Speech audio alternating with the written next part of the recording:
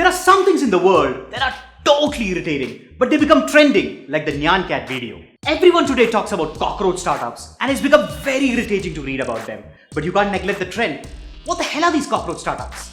Cockroach startups are very lean, very low on burn of money, very less fancy, for that matter maybe very ugly, but very efficient. These startups have seen very low times and have overcome it just like a cockroach that can withstand a nuclear war or can live without a head for more than 2 weeks. The idea is, I will survive no matter what. I'll survive. I will survive. Hey,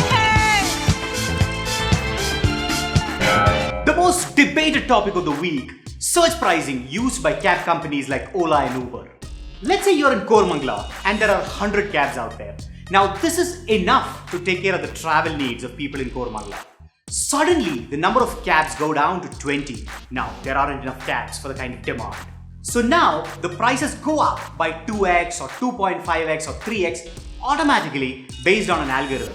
This ensures that people who actually need a cab desperately can now book one at an additional cost.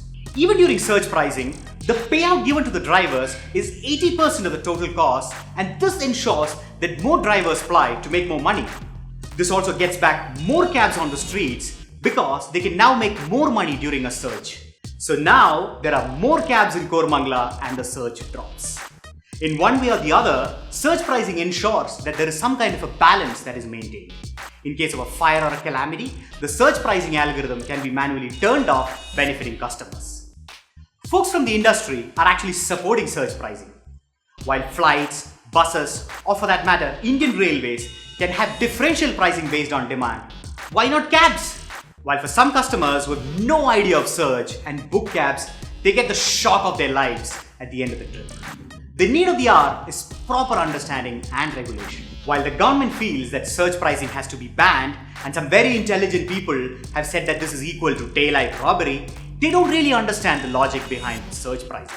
For them, this is another opportunity to blow the trumpet and do a dharma. The government launched the StartupIndia portal a few weeks back, and if you're a startup according to government's definition, you can go there, fill a form and get recognized.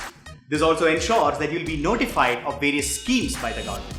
The definition, according to the government for a startup is: number 1, the entity has been registered, incorporated less than 5 years back.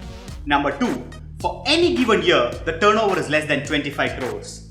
Number 3, the entity is working towards innovation using technology or intellectual property. Is this a good enough definition? Let's go figure out. So startup is really a fancy word. It is basically a concept where we strike with the entrepreneurs, right? We try to strike a balance between the market needs and the entrepreneurial ambitions, basically. We are doing this because we really genuinely feel that along with chasing our dreams, we are doing something very good for the society. Society will use our product, they will benefit from it, and in the long run, basically, it's a feeling of content. You got to be working on something innovative, something you have not heard of before. Now that's a very vague definition, but I can tell you we are a startup and we have our own reasons for calling ourselves a startup, but that wouldn't necessarily be another company's definition of a startup.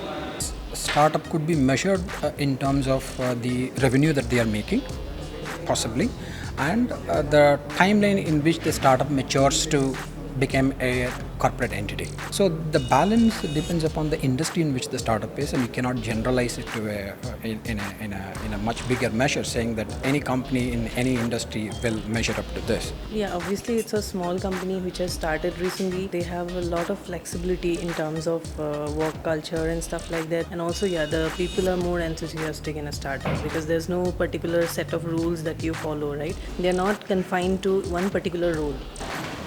Startup is a company that has the potential to grow very, very fast and leverage technology in order to be able to do that. Oh, I would consider anything a startup that says, hey, things are being done in a certain way in the world. Somebody says, you know what, I should try to do it in a certain different way. A place where enthusiastic people, they come together to solve a particular problem which they imagine in real life. Now this could actually be done in big companies as well.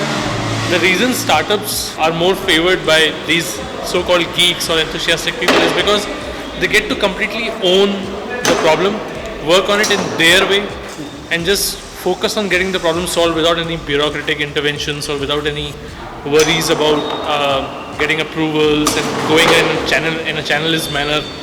I think that, according to me, is the awesome thing about a startup. The government also launched a Twitter Seva for startups, where you can ask a question to any department and the government will give you an answer in 24 hours. We got a question on Twitter from a startup founder. We're finding it very difficult to hire for our startup.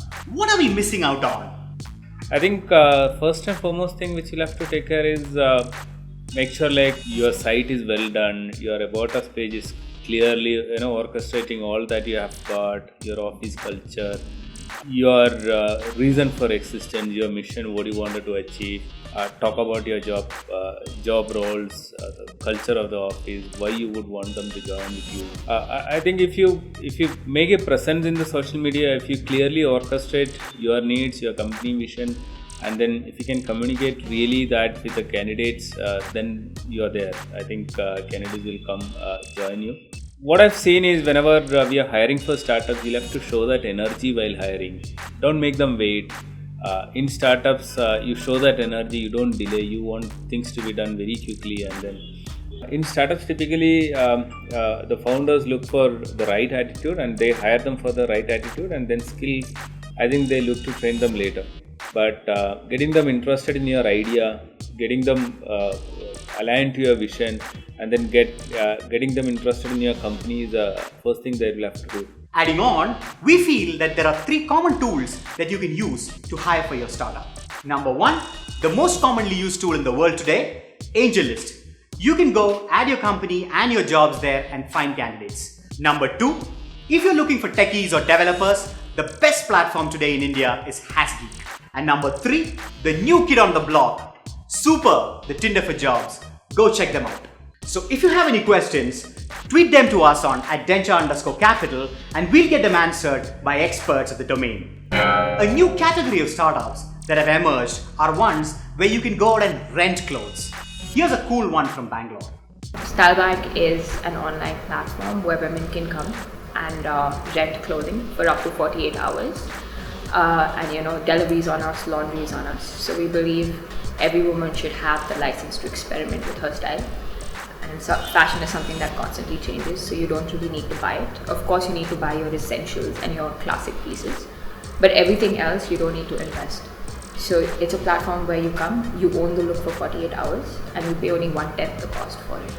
So it's a platform that multiplies your wardrobe into 10, and no woman ever has enough clothes. So whatever the size of her wardrobe, we promise to multiply it. So I think the thing with renting is it's so new a concept that somebody needs to try to understand the benefit of it, and that trying is the first hurdle. We've got a great return rate in 2 months, and the thing about something like this is a girl tries it, likes it, tells her inner circle, and the inner circle, that's all you need. You don't need to convince them because their friend has convinced them. So it's the best way for us. We're not luxury, we're high street fashion. So on average, our clothes are about 8,000, 9,000 rupees, which is retail price. Again, is very difficult for somebody to keep buying something at that price. So we charge anywhere between 700 to 800 rupees for that. There's a girl, she kind of wants to try it, but she's not sure. So what we do is we tell her to go on and like any 5 things that she likes. She just favorites it on our platform. And we organize an entire home trial for her, where one of the team members go down to her house. So home trials are turning out really, really well for us. And these are women who are opening their houses to us and realize that we're women just like them, right? So there's a connection and a bond built immediately. India is known to be a conservative country where even e-commerce companies that sell sex tools don't get funded. But here's a startup with a rather cheesy name that's playing it very bold. The startup is called StayUncle, and they're in the business of helping unmarried couples find hotel rooms for short stays. While we often find couples hanging out by beaches, at parks and bus stops, here's a great alternative. For the last week's contest, we asked for a video clip of your startup culture, and the winner is Abir Chaudhary from Dr. Circle. Congratulations! You won yourselves a free Harley ride courtesy Wheel Street. So here's this week's contest. Identify both the startup logos in the image, tweet the answer to us, or comment on our Facebook or YouTube pages and win original Denter Capital merchandise. So whether you're a cockroach, a hippopotamus, a porcupine, or for that matter, any godforsaken mythical beast, stay ambitious.